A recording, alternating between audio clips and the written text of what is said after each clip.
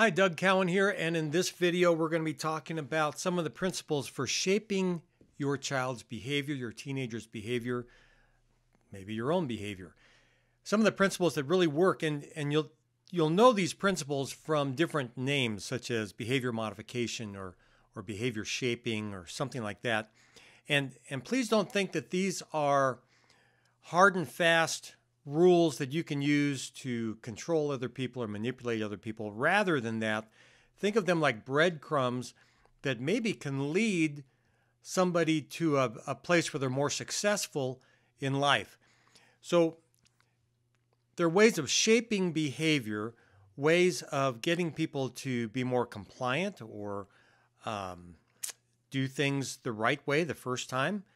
By learning. It's a learning process. It's a shaping process. So we'll call these behavior modification principles, and you'll be familiar with them at that point. We're going to take the basic principles, and then I'm going to show you how I applied it to a family just last week in my office.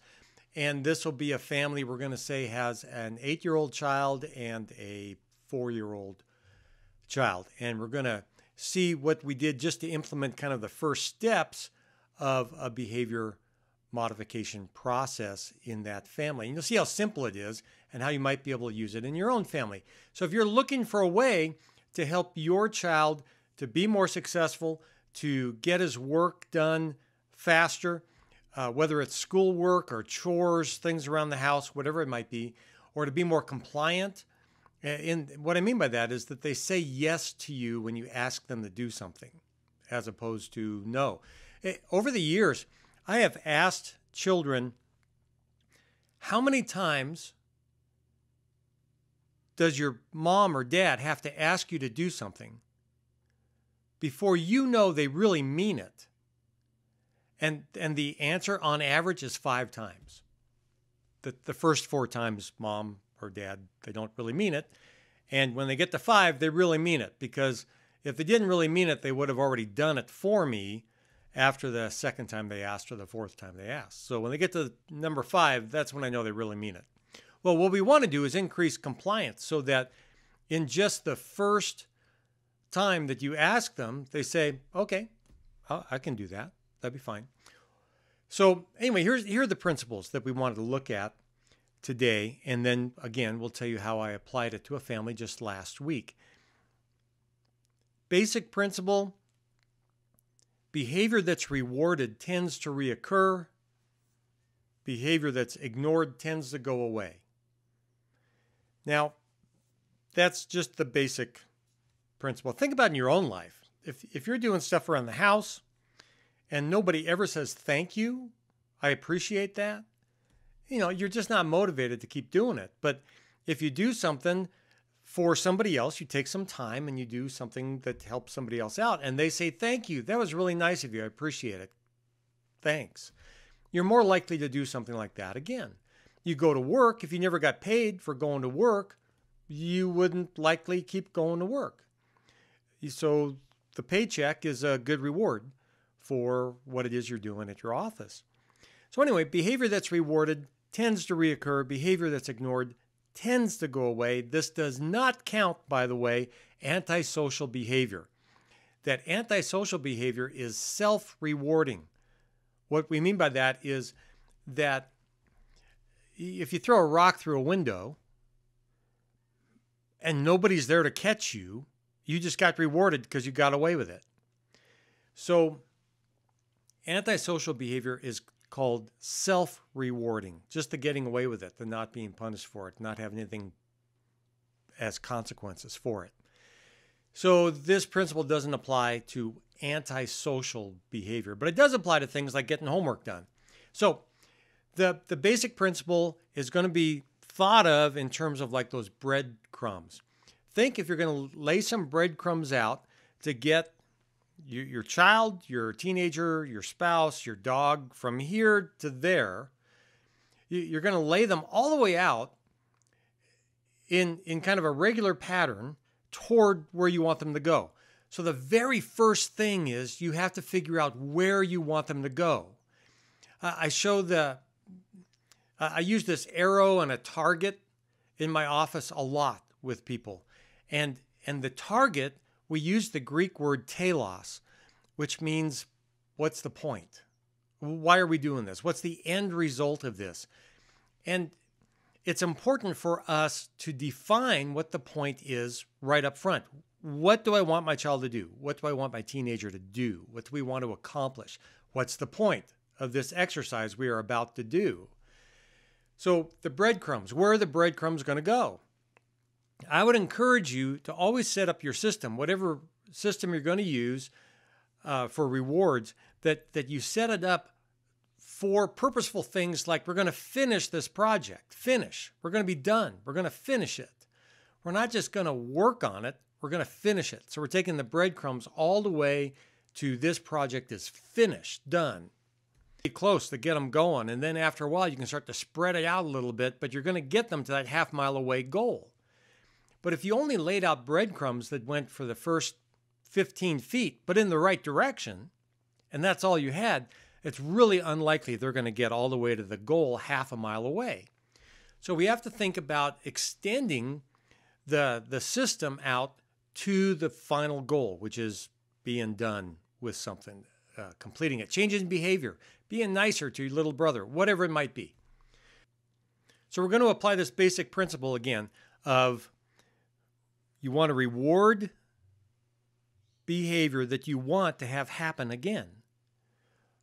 Behavior that's rewarded tends to reoccur. So let's say you want your child, let's say we're talking about a 10-year-old child. All right, so you want him to go clean his room. We're going to have other videos on working memory and how people get distracted and they can't quite remember what they're doing when there's shiny things around. But we can help to overcome that by catching him doing something right. You've heard that phrase before, and it's really an important phrase. We want to catch our kid doing the right thing.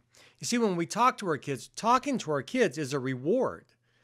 If we don't talk to them when everything's going good and we only talk to them when things are going bad, they actually like you to talk to them, or they will until they know that if you're coming in the room, you're going to just say something negative to them. So we're going to talk about communication in another video as well. But provided that you can actually say nice things to your child, you want to catch your child doing something right. So let's say that you ask him to go clean his room. You might then wait 10 seconds, come back in the room, and if he's working on the project, you say, hey, I love the way you're working on that. I'll be back in a little bit. Check on your work. Keep going. You're doing a great job. Come back 30 seconds later. If he's still working on the project that you had him to work on, hey, way to go. Great job. Love the way you're doing it. Let me just help you out with this. Okay, good. Keep going, keep going, keep going until you're done. Come back in a minute. Come back in 2 minutes. Come back in 5 minutes. And keep praising them. That's the reward. Keep praising them for staying on track, for following the breadcrumbs, for moving toward completion. Catch them doing something right. School teachers, you got to do this as well. When the kid's actually working on the project, that's when you want to say something to them. Don't want to wait till they're not working on it. You want to catch them doing something right. And then the reward. That's when the reward comes in. But remember this idea of telos. Hope is not a good strategy. Hope is not a good strategy. I hope he'll get this work done. It's not a good strategy.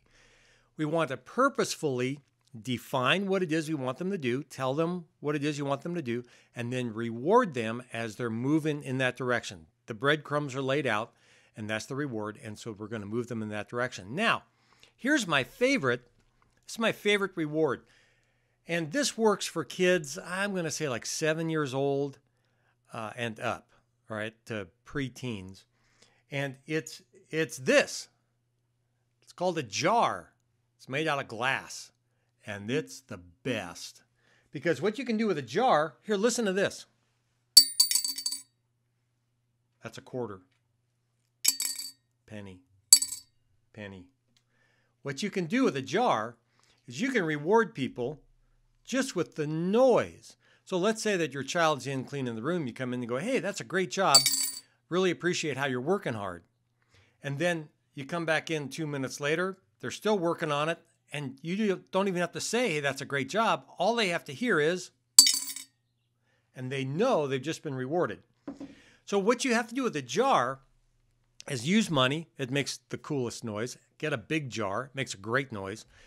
And don't use plastic. Doesn't make a good noise.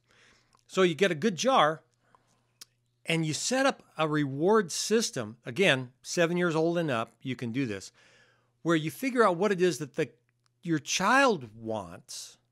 What do they want? And then you set up a price for it. So let's say you play games with your child and they love it. And I know it's hard for you to do that because you're working so hard, you're doing so much for the day and in the evening time. But instead of watching the TV show, if you sat and you played with your child for half an hour, they would love it, love it, love it, love it. So as you see that they love to have your attention and have your time, you set up a reward system that's something like, hey, 50 cents buys you an extra 15 minutes of playing with dad. Or $1 buys you an extra half an hour of playing with dad. And so on. And you can build a reward system that's around your attention, your eyes actually looking at them, your words actually talking to them, you interacting with them. This can be a really great leverage thing. And at some point, like 6 months from now, you may say, hey, I didn't like what you did. I'm taking money out of the jar. But don't do that right away. For the first 3 months, 4 months, 6 months, just put in as much as you can. Because you want to shape behavior in the right direction. And the behaviors that you want actually might be half a mile away. So there may be a lot of purposeful work in order to get from here to there. So let's wrap up this video, and then I'm going to go ahead and make another one of how I applied it to a specific family. Just last week, the system that we built and the circumstances that they had, because it might be very similar to your circumstances. But again, the basic principles are behavior that's rewarded tends to reoccur. Behavior that's ignored tends to go away. Antisocial behavior, you have to intervene. If that's ignored, it'll happen again because it's self-rewarding. So because behavior that's rewarded tends to reoccur, this is where you want to apply that principle of catch your child doing something right and then reward them, because they'll tend to do more and more things right because of the reward. It's important for you to define what the target is. What's the point? Telos. What's the point? What's the goal? Where are we going? Define that and then set up your rewards in order to shape behavior, funnel behavior toward that goal. So you want to reward motion toward the goal, and you want to keep rewarding until the goal is reached, until the project is finished. Okay, I'm Doug Cowan. Hey, let me just tell you too that Susie and I just started a podcast. This is for grown-ups. We're going to talk about marriage issues, parenting issues, and so on. So it's on the iTunes podcast and other places where you see podcasts. It's called In the Living Room with Susie and Dr. Doug. If you'd like to take a listen to that, it's free. You might enjoy it. I think my wife's awesome, and we talk about some good topics there. So my website, douglascowan.me. I've got some videos there that might be helpful to you. And then, of course, thanks for being a part of this parent training course for parents of ADHD kids.